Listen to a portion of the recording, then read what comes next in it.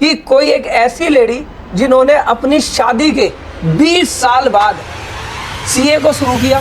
तो आप commerce background से भी नहीं थी, शादी हो गई है, उसके 20 साल तक आपने हाउसवाइफ की तरह जीवन जिया, सीए के अंदर एडमिशन लिया 2012 में, क्वालिफाई करा 2020 में, ये 8 सालों में भी आपको बड़ी समस्याएं होंगी। और मई 13 में मेरा आईपीसीसी ग्रुप 1 का फर्स्ट अटेम्प्ट था, लेकिन वहां मैं सक्सेस नहीं हो पाई। कहीं ना कहीं मैंने राइटिंग में मार खाई। तो कई बार क्या होता है कि बहुत सारी फीमेल्स और पहले अटेम्प्ट में शायद वो पास नहीं हो पाती, मान लो कई बार, तो कई बार ना उन्हें फिर बाकी चीजों को सहना पड़ता है कि हमने तो तुमसे पहले ही कहा था नहीं होगा। मैंने अपनी लाइफ में कुछ नहीं किया, मुझे कुछ तो करना ही है। बिल्कुल। अचानक मेरे हस्बैंड को पता नहीं क्या ख्याल आया और वो उस दिन सीधा सीए फॉर्म, रजिस्ट्रेशन फॉर्म लेके मेरे पास आए कि चलो इसे भरो और इसको साइन करो। आप सभी लोगों का स्वागत है एक बार फिर से केजे क्लासेस के यूट्यूब चैनल पर। हाँ जी, थंबनेल आपने बिल्कुल सही पढ़ा। आप लोगों को पता होगा कि हमने ना एक पॉडकास्ट की सीरीज शुरू करी है। इससे पहले हमारे पॉडकास्ट पर आए थे सीए नितिन शर्मा जी, ठीक है ना, जिन्होंने बहुत अच्छी जानकारी दी थी। और आज का जो पॉडकास्ट है वो बहुत ही स्पेशल है। आज के इस पॉडकास्ट में जो हमारी गेस्ट है उनका नाम है सीए अनीता अग्रवाल जी। सर, तो क्या बात हो गई, इसमें क्या खास हो गया? खास ये है, उनकी उम्र 51 साल की उम्र में उन्होंने सीए को क्वालिफाई करा है। अब आप मुझे बताओ कमेंट बॉक्स में लिखकर कि क्या ये खास है या नहीं है कि कोई एक ऐसी लेडी जिन्होंने अपनी शादी के 20 साल बाद सीए को शुरू किया और उसके बाद सीए कोर्स को किया, ठीक है ना, उसके बाद उन्होंने सीए को क्वालिफाई करने के बाद प्रैक्टिस करी, प्रैक्टिस करते करते उन्होंने डीसा भी क्वालिफाई करा, फिर उसके बाद वो एफसीए भी बनी और अपनी प्रैक्टिस भी चला रही है। तो क्या आप मिलना चाहोगे ऐसी शख्सियत से? तो मैडम, आपका हमारे स्टूडियो में बहुत बहुत स्वागत है। और आज हमारी ऑडियंस आपसे आपकी जर्नी पूछना चाहती है कि भाई आपने 51 साल की उम्र में चार्टेड अकाउंटेंट जैसे कोर्स को, सीए जैसे कोर्स को किया, ये आपने कैसे कर दिखाया? और जहां तक कि इस पॉडकास्ट में जब मैं डिस्कशन में देख रहा था तो आप कॉमर्स बैकग्राउंड से भी नहीं थी, आप साइंस बैकग्राउंड से थी, शादी हो गई है, उसके 20 साल तक आपने हाउसवाइफ की तरह जीवन जिया, उसके बाद आपने 2012 में सीए शुरुआत करी और 2020 में 8 साल लगभग लगे आपको, फिर सीए कंप्लीट किया। तो ये आपने ऐसा क्यों सोचा, क्यों किया, एक बार हमारे दर्शकों को बताएं। पहली बात तो कपिल जी, अपने चैनल में मुझे इनवाइट करने के लिए आपका धन्यवाद। मैंने 1992 में बीएससी की, उसके बाद मैंने बीएड की और उसी साल मेरी शादी हो गई। ओके जी। शादी के बाद वही घर गृहस्थी, बच्चे, और इस तरह किस तरह 20 साल कैसे बीत गए मुझे पता भी नहीं चला।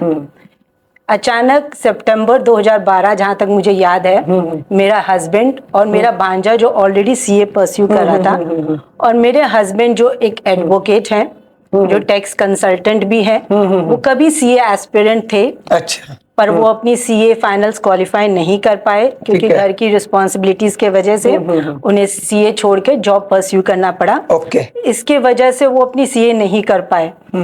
और अब मेरे बच्चे बड़े हो चुके थे तो मेरे पास काफी खाली समय रहता था। तो ये अक्सर मैं अपने हस्बैंड के साथ डिस्कस करती थी कि भाई मैं क्या करूं। और कहीं ना कहीं मेरी लाइफ में एक था कि मैंने अपनी लाइफ में कुछ नहीं किया, मुझे कुछ तो करना ही है। बिल्कुल। तो अचानक मेरे हस्बैंड को पता नहीं क्या ख्याल आया और वो उस दिन सीधा सीए फॉर्म, रजिस्ट्रेशन फॉर्म लेके मेरे पास आए कि चलो इसे भरो और इसको साइन करो। ठीक है। तो मैं बहुत शॉक थी। मैंने कहा आप ये क्या कह रहे हैं, मैं एक साइंस स्टूडेंट हूँ और ए का मुझे अकाउंट्स भी नहीं आता, फिर मैं सीए कैसे कर सकती हूँ। बिल्कुल ठीक। लेकिन कहीं ना कहीं जो मेरे अंदर था कि हाँ मुझे अपनी लाइफ में करना, वो मुझे एक ईश्वर का इशारा लग रहा था कि शायद भगवान मुझे ये अपॉर्चुनिटी दे रहा है कि मैं अपने आप को एक बार प्रूव कर सकूं। बिल्कुल। और थोड़ी बहुत बहस के बाद मैंने कंसर्न दिया अपना और इस तरह से मैं आईसीआई में डायरेक्ट एंट्री के थ्रू मेरा रजिस्ट्रेशन हुआ। अच्छा, अगर मैं शॉर्ट शब्दों में कह दूं तो हमने एक मूवी देखी थी सूर्यवंशम।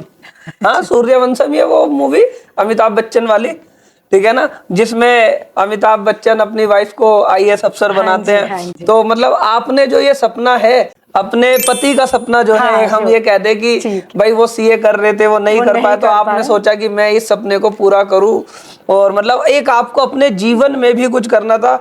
आप एक मैं बात करूं जो हमारे देश की लाखों महिलाएं हैं, हाँ जी, हाँ जी, उनके लिए ये प्रेरणा है कि भाई कई लोग कहते हैं शादी के बाद क्या करेंगे, बच्चे हो जाएंगे, क्या करेंगे। आपने 3-3 बच्चों की अच्छी परवरिश भी करी, उन्हें अच्छा सेटल भी किया, और उसके बाद ये नहीं सोचा कि अब हम क्या करें, आपने अपनी लाइफ में भी ये चीज़ों को करा।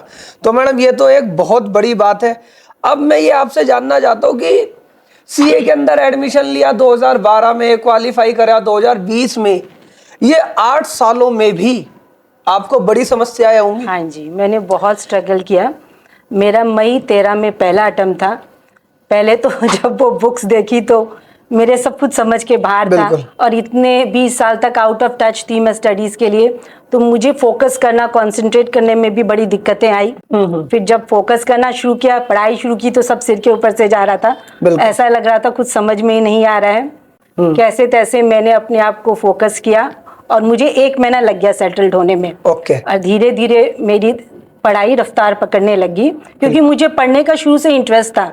भले ही मैंने 20 साल कुछ नहीं किया, लेकिन मुझे मेरा एक स्टडीज आप एक पैशन मान सकते हैं। ठीक है, मतलब आप पढ़ते रहते थे। मुझे बहुत इंटरेस्ट था पढ़ाई में, तो वो मुझे बेनिफिट मिला, और मैंने अपनी पढ़ाई की रफ्तार पकड़ी, और मई 13 में मेरा आईपीसीसी ग्रुप 1 का फर्स्ट अटेम्प्ट था। लेकिन वहां मैं सक्सेस नहीं हो पाई। कहीं ना कहीं मैंने राइटिंग में मार खाई, लेकिन मैंने रिजल्ट का वेट नहीं किया, और तुरंत मैंने अपनी सेकेंड ग्रुप की पढ़ाई शुरू की। रिजल्ट नेगेटिव आया, कोई बात नहीं, I was ready for that, और मैंने फिर सेकेंड ग्रुप को फर्स्ट अटेम्प्ट में क्वालिफाई किया। बहुत बढ़िया। फिर मई 13 में मैंने फिर से फर्स्ट ग्रुप दिया, और उसे भी फर्स्ट अटेम्प्ट में मैंने क्वालिफाई किया। उसके बाद मेरी आर्टिकलशिप शुरू हुई। आर्टिकलशिप में मैंने ऑडिट वगैरह सीखा। जेन्युइन करी थी, डम्मी वगैरह तो नहीं? एक्चुअली में वो मेरे हस्बैंड के फ्रेंड थे, उनका काफी सपोर्ट था मुझे। ठीक है। क्योंकि मुझे सब कुछ स्क्रैच से स्टार्ट करना था, ना तो मुझे टैलीज में एंट्री आती थी, और फिर मैं थोड़ा इंट्रोवर्ट भी हूँ, मुझे लोगों से बातें करने में भी थोड़ा हेजिटेशन था। तो काफी हेल्पफुल रहा मेरी हस्बैंड और मेरे प्रिंसिपल की वो सब पीरियड मेरे लिए काफी हेल्पफुल रहा। लेकिन फिर फाइनल में मैंने बहुत स्ट्रगल किया। एक्चुअली में मैंने ट्यूशन कोचिंग भी ज्वाइन नहीं की थी। अच्छा। क्योंकि मेरे पास इतना टाइम नहीं था कि मैं घर के साथ, बच्चों के साथ अपनी सेल्फ स्टडी भी करूं और ट्यूशन कोचिंग भी करूं। मैंने जो कुछ किया सेल्फ स्टडी के साथ किया, और जहां मैं स्टक हो जाती थी तो यूट्यूब पे कुछ लेक्चर्स वगैरह देख के इस तरह मैंने अपनी पढ़ाई जारी रखी। फाइनल्स में मैंने स्ट्रगल किया, 3-4 अटेम्प्ट में मैं फेल हुई। लेकिन मेरे अंदर कभी भी गिव अप का वो एटीट्यूड कभी नहीं आया, क्योंकि मुझे अपने बच्चों का वो मुझे पुश करते रहते थे, कोई बात नहीं मम्मी, मेरे हस्बैंड भी कहते थे कोई बात नहीं, हो जाएगा। इस तरह मैं पुश करते। फिर कहीं ना कहीं मैंने भी एक जिद पकड़ ली थी कि देखते हैं कि इंस्टीट्यूट मुझे कितनी बार फेल करेगा। अच्छा। मैं भी पास होके दिखाऊंगी। और इस तरह मेरी जर्नी चलती रही, और फाइनली अपने नवंबर 19 के अटेम्प्ट में मैंने क्वालिफाई किया। मेरे लिए आज ये बहुत प्राउड का दिन है कि 5 इयर्स की कंटिन्यूस सर्विस के बाद आज 1/4/2025 को मैं ACA से FCA हो जाऊंगी। देखिए, अगर मैं आपकी जर्नी की बात करूं तो यहाँ पर जैसा मैंने देखा, आप फर्स्ट अटेम्प्ट में क्लियर नहीं हुआ। हाँ जी। तो कई बार क्या होता है कि बहुत सारी फीमेल्स हमारे देश में ऐसी हैं कि बहुत चीजें करने की सोचती हैं, और पहले अटेम्प्ट में शायद वो पास नहीं हो पाती, मान लो कई बार। तो कई बार ना उन्हें फिर बाकी चीजों को सहना पड़ता है कि हमने तो तुमसे पहले ही कहा था नहीं होगा, तुम छोड़ दो। हाँ। सब लोग ये कहते हैं। हाँ। तो यहाँ पर जितनी भी मेरी माताएं बहनें हैं, मेरी उनसे रिक्वेस्ट है कि आज की जो ये आपकी कहानी है, ये बड़ी इंपॉर्टेंट है कि फर्स्ट अटेम्प्ट में नहीं हुआ तो इन्होंने हिम्मत नहीं आ रही, और CA फाइनल में आने के बाद तो ये कह रहे हैं 4-5 अटेम्प्ट हो गए, तब भी सक्सेस नहीं हो रही। कई बार मैडम अदरवाइज मत लीजिएगा, जो लोग मैरिड नहीं होती लड़कियां और उनके 3-4 अटेम्प्ट हो जाते हैं तो उनके घर वाले कह देते हैं छोड़ो भाई शादी कर दो। नहीं वो फीमेल के साथ ये प्रेशर होता है। हाँ जी। लेकिन आपने यहाँ पर 3-4 अटेम्प्ट होने के बाद भी हिम्मत नहीं आ रही और इसे कंटिन्यू करा, ये बड़ी हिम्मत की बात है। आपने टफेस्ट एग्जाम जो है वो आपने क्वालिफाई करा। अच्छा, अब आप ये बताइए फिर आपने क्वालिफाई करते ही प्रैक्टिस शुरू कर दी। हाँ जी। क्योंकि आपके हस्बैंड एडवोकेट है, तो भाई एडवोकेट है, साइन नहीं कर सकते बैलेंस शीट पे, तो लेकिन एडवोकेट सारी चीजें कर लेता है। हाँ जी, हाँ तो उन्होंने प्रैक्टिस एकदम, आपने बोला होगा, सोचा होगा कि प्रैक्टिस कर लेते हैं। आपने, ठीक है ना, अग्रवाल अनीता एंड कंपनी के नाम से अपनी प्रैक्टिस शुरू कर ली, और काम भी थोड़ा बहुत हस्बैंड के वहां से आ गया होगा। लेकिन प्रैक्टिस आज के समय में बड़ा डिफिकल्ट है। तो 2020 से लेके आज हम बैठे हैं 2025 में, 5 सालों में आपको क्या लगा कि ये प्रैक्टिस ही सही है, या जॉब करना सही था, या ये सीए कर तो लिया, जनून में कर लिया, लेकिन अब मजा नहीं आ रहा? आपने इस 5 साल को कैसे हैंडल करा? एक्चुअली में मुझे तो सब कुछ स्क्रैच से शुरू करना पड़ा। ठीक है, मैंने सीए क्वालिफाई कर ली, मुझे बेसिक भी अकाउंट्स के नहीं पता थे, टैलीज की एंट्रीज नहीं आती थी। अपने हस्बैंड के साथ मैंने संघर्ष करके सब कुछ सीखा। धीरे धीरे मैं प्रैक्टिस में आई। मैंने ऑडिट अपने प्रिंसिपल से सीखा था, और इस तरह हमारी ट्रेडिशनल प्रैक्टिस ट्रैक पे आने लगी। हमने फिर ऑडिट भी लेना, जीएसटी ऑडिट, स्टैट ऑडिट हम करने लगे थे।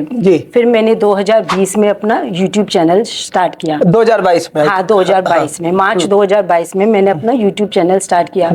वहाँ मेरा मकसद था टैक्सेशन लिटरेट, क्योंकि आप बहुत सुनते हैं कि आपको फाइनेंशियल लिटरेट होना चाहिए, फाइनेंशियल इंडिपेंडेंट होना चाहिए, लेकिन टैक्सेशन लिटरेसी की कोई बात नहीं कर रहा था। तो मेरा ये चैनल का मकसद था कि लोगों को टैक्सेशन लिटरेट बनाना, ताकि वो अपने बिजनेस को स्मूथली रन कर सके, अपनी टैक्स कंप्लायंस अच्छे से कर सके। और यदि कोई भी पर्सन अपनी टैक्स कंप्लायंस अच्छे से कर रहा है, तो वो कहीं ना कहीं देश की इकोनॉमी में भी कंट्रीब्यूट कर रहा है।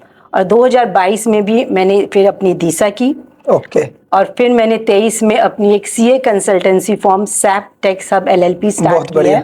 और इस तरह मैं धीरे धीरे अपनी प्रैक्टिस को ग्रो कर रही हूँ और लर्न करती जा रही हूँ। मैंने कभी भी पढ़ना अभी भी नहीं छोड़ा, क्योंकि आप तो खुद इस प्रोफेशन में हैं। यदि हम पढ़ना और सीखना छोड़ देंगे तो हम तो सबसे पीछे रह जाएंगे। आप तो वैसे भी मेरे से उम्र में कम है कपिल जी, आपने खुद बहुत साल से ही प्रैक्टिस में है, तो आप बताइए आपके हिसाब से प्रैक्टिस में क्या क्या संघर्ष है? देखिए, प्रैक्टिस में संघर्ष तो आज के समय में बहुत है।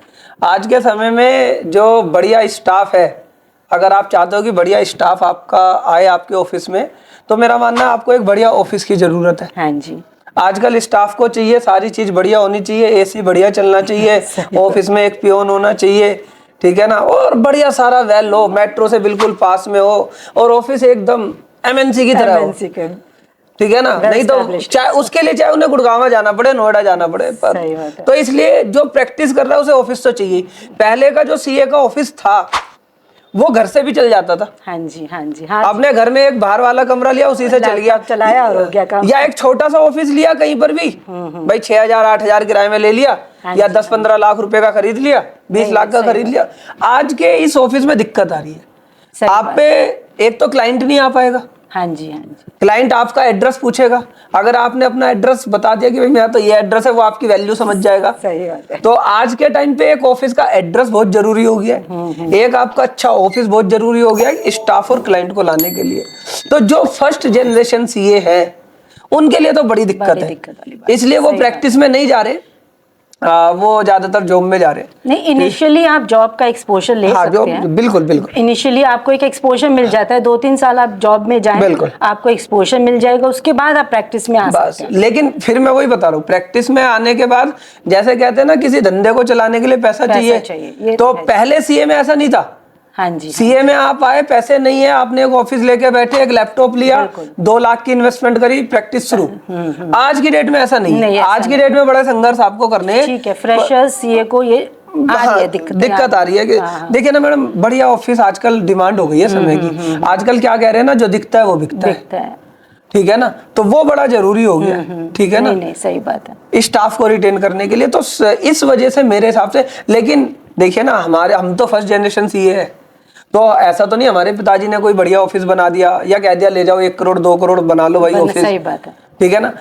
तो हमने भी क्या करा, हमने किसी फील्ड में एक्सपर्टीज कर ली, भाई हम जीएसटी के अंदर आ गए। सही बात है। तो उस केस में क्या है ना कि क्लाइंट हमारे ऑफिस में आ भी नहीं रहा, पूरे इंडिया से कहीं कहीं से क्लाइंट आ रहा है, तो हमारे को कोई ज्यादा इम्पैक्ट नहीं हो रहा, लेकिन समय के साथ करना पड़ेगा। नहीं, आपको सीखते रहना है, ये तो बहुत। अच्छा, ये आपने प्रैक्टिस करी, प्रैक्टिस के बाद यूट्यूब पर आए। तो यूट्यूब का पर्पस सिर्फ नॉलेज देना है या इसके पीछे भी आपका कोई गोल है? नहीं, अभी तो स्टार्टिंग में तो नॉलेज ही है ना, मेरा मकसद है लोगों को टैक्सेशन लिटरेट बनाना, और ताकि लोग इस माध्यम से अपनी टैक्स कंप्लायंस को जाने और अपने बिजनेस को वो स्मूथली रन। तो आप अपने यूट्यूब चैनल का नाम भी हमारे को बता दें, हमारे दर्शकों को, कि वो भी आपके यूट्यूब चैनल पे जाएं, उसे लाइक करें, सब्सक्राइब करें, सारी चीजें कर ले। क्या नाम से आपका यूट्यूब? सीए अनीता अग्रवाल के नाम। सीए अनीता अग्रवाल जी के नाम से। तो हम कोशिश करेंगे यहाँ पर लिंक भी आपके चैनल का दे दें, जिससे आप। अच्छा, आपके नजर में सक्सेस क्या है? अब आप मानते हो आप सक्सेस हो गए या अभी और सक्सेस जरूरी है? देखिए, मेरी नज़र में मिलियनर होना या बहुत बड़ी फर्म बनाना सक्सेस नहीं है। ठीक है। आज इस उम्र में मैं इंडिपेंडेंट हूँ, मैं अपने हाउसवाइफ से स्टेप आउट करके एक ऑफिस में हूँ, एक एंटरप्रेन्योर हूँ, ये मेरे लिए सक्सेस है। मेरे बच्चे और मेरी फैमिली के लिए, मेरे आंखों में मेरे लिए प्राइड है, वो मेरे लिए सक्सेस है। ठीक है। जब मेरे यूट्यूब व्यूअर्स कमेंट में मुझे लिखते हैं कि आपकी जर्नी से हम इंस्पायर होकर अपनी लाइफ को बेटर कर सके, कुछ मैरिड फीमेल्स तो ये भी लिखती हैं कि हमने पढ़ाई छोड़ दी थी पर आपकी वीडियो देखकर हमने फिर से पढ़ाई शुरू कर दी, तो ये मेरे लिए सक्सेस है। लेकिन फिर भी मैं ये कहना चाहूंगी कि कभी भी हमें रुकना नहीं चाहिए। हार जाऊं चाहे कितनी बार, पर जीतने की जो चाह है वह मैं जिंदा रखती हूँ। अभी तो बस एक बूंद हूँ, पर सागर बनने की हौसला रखती हूँ। बहुत बढ़िया। तो मैडम, आपकी जो कहानी है बड़ी प्रेरणादायक है, और हमारे जो सब्सक्राइबर्स हैं, यूजर्स हैं, उन्हें बहुत प्रेरणा इससे मिली होगी।